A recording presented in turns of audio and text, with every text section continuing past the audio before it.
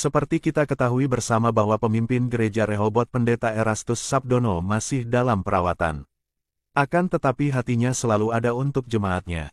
Di awal tahun 2025 ini, beliau menuliskan surat gembala yang dimuat dalam website Rehoboth.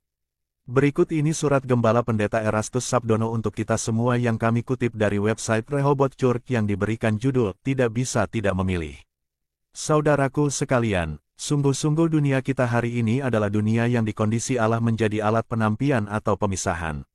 Seperti yang dikatakan di dalam kitab Daniel, yang jahat akan bertambah jahat, orang fasik berlaku fasik. Jadi, sudah tidak setengah-setengah lagi. Seakan-akan mereka berkata, "Aku memang jahat, mau apa kamu?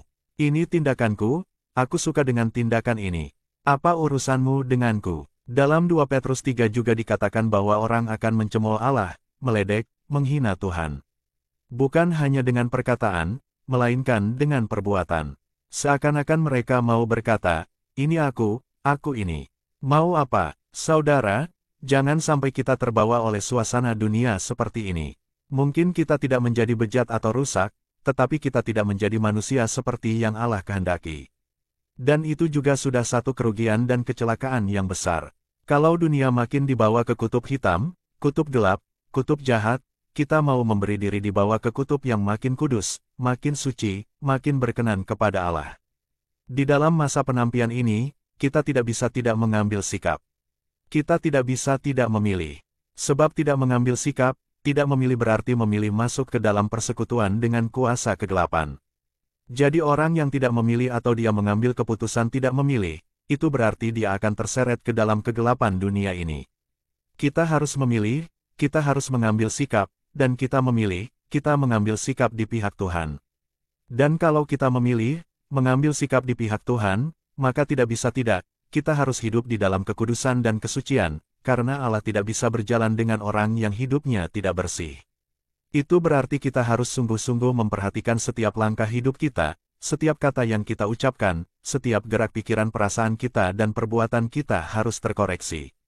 Sebab disitulah kita menentukan kita di pihak siapa.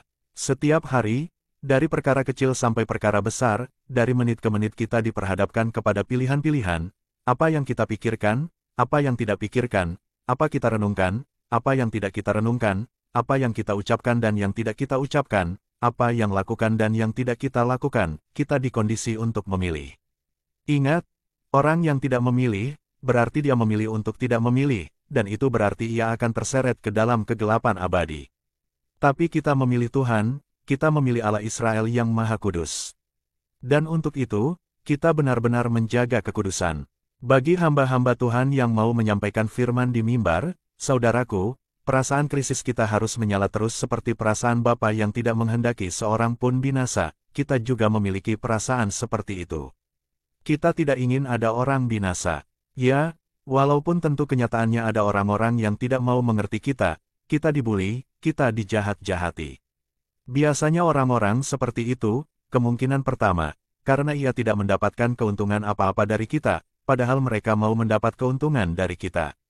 Yang kedua, memang tidak bermaksud mendapatkan keuntungan dari kita, tapi mendapat keuntungan dari dunia atau dari objek lain. Yang ketiga, memang dikuasai kuasa. Jadi, kita harus berada di kutub yang benar. Dan kalau kita di kutub yang benar, di kutub kekudusan dan kesucian, pasti kuasa gelap tidak suka. Dia berusaha menjatuhkan kita dengan segala sarana, hati-hati. Banyak sarana yang ada di sekitar kita yang iblis bisa pakai untuk menjatuhkan kita, banyak sarana. Apakah sarana itu berupa godaan untuk berbuat dosa, godaan untuk memuaskan keinginan-keinginan daging? Cobaan godaan itu bisa berupa orang-orang yang menjahati kita, sehingga kita pahit hati dan mau membalas kejahatan dengan kejahatan. Tapi kita jangan lakukan itu, kita harus punya integritas tetap memilih Tuhan, saudaraku. Saudaraku sekalian, integritas seperti ini harus tetap kita pertahankan, kita jaga sampai kita meninggal dunia. Kita dijumpai oleh Bapa berkeadaan tak bercacat tak bercela dalam keadaan berkenan kepada Allah. Oleh sebab itu, kita mau memperbaharui komitmen kita, aku di pihakmu, Tuhan. Aku memilih Engkau, aku mau hidup suci tak bercacat tak bercela. Aku mau menjadi anak kesukaanmu, Bapa, melayani Engkau. Menjadi alat di dalam tanganmu untuk menjadi berguna bagi kerajaanmu. Tiap hari kita update, Kita perbaharui supaya gairah kita tetap utuh, bahkan makin menyala-nyala. Kita supaya dapat terus di kutub kekudusan, kutub kesucian, kutub pihak Tuhan, bukan pihak dunia. Di dalam masa pemisahan yang sekarang terjadi, atau masa penampian, kita harus terus mencari wajah Tuhan, mendapat kekuatan baru dari firman, dan terus menjaga kekudusan. Hal inilah yang akan membuat kita selamat sampai kita masuk rumah Bapa. Tidak banyak orang yang berani bertindak seperti ini. Banyak orang menganggap ini konyol, atau menganggap ini tidak berguna, atau menganggap ini tidak berfaedah, atau menganggap ini sebagai hal yang tidak bernilai. Tapi kita tahu, kita percaya, ini adalah satu-satunya hidup yang bernilai, satu-satunya hidup yang berharga. Inilah satu-satunya hidup yang unggul. Dunia kita tinggalkan. Jangan sampai mata kita menyukai tontonan, hiburan, atau apapun yang membuat hati merasa senang dan terikat di dalamnya. Kita mau memandang Tuhan dan terikat dengan Tuhan, bahwa kita tidak punya kebahagiaan apapun selain Tuhan. Mungkin ini dianggap ekstrim oleh orang-orang muda. Tetapi kalau orang-orang muda tidak mulai belajar demikian, mereka akan terseret menuju kegelapan abadi.